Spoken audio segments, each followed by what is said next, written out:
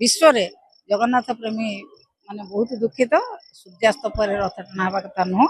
आज रथ टଣା है 7:09 बसिक देखुली। आज 7:07 मु घंटा देखुली 7:09 7:07 ରୁ 9 ଭିତରେ ରଥ ଟଣା ହଉଛି। ସୂର୍ଯ୍ୟାସ୍ତ ପରେ ଟଣା ହେବା କଥା ନୁହଁ।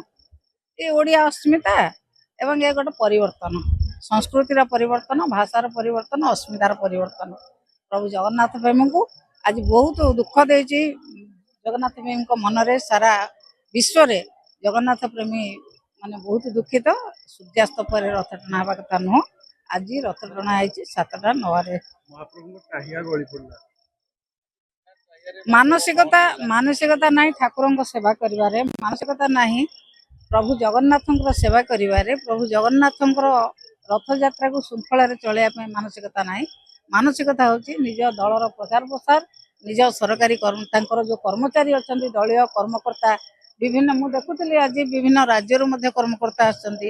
ତାଙ୍କର ସେବା କରିବା ଏବଂ ତାଙ୍କର ଚର୍ଚ୍ଚା କରିବାରେ ଯେତିକି ସମୟ ଦେଉଛନ୍ତି ତାଙ୍କର ନେତାମାନେ, ସେତିକି ସମୟ ସରକାର ଯଦି ଦିଅନ୍ତେ, ଆମର ରଥଯାତ୍ରାରେ ଠାକୁରଙ୍କ ପାଇଁ ଦିଅନ୍ତେ, ତାହେଲେ ଭଲରେ ସୁରୁଖୁରୁରେ ରଥଯାତ୍ରା ହେଇଯାନ୍ତା।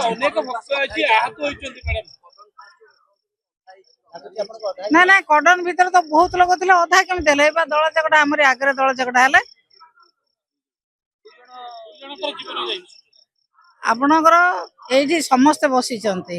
ଓଡ଼ିଶା ସରକାରଙ୍କର ବଡ଼ ବଡ଼ ନେତାମାନେ ବସିଛନ୍ତି, ମୁଖ୍ୟମନ୍ତ୍ରୀ ବସିଛନ୍ତି ଏବଂ ସମସ୍ତ ଅଫିସର ବସିଛନ୍ତି। ହୋମ ସେକ୍ରେଟାରୀଙ୍କଠୁ ଆରମ୍ଭ କରି ଡିସିଙ୍କଠୁ ଆରମ୍ଭ କରି ଚିଫ ସେକ୍ରେଟାରୀ ପର୍ଯ୍ୟନ୍ତ ସମସ୍ତେ ବସିଛନ୍ତି।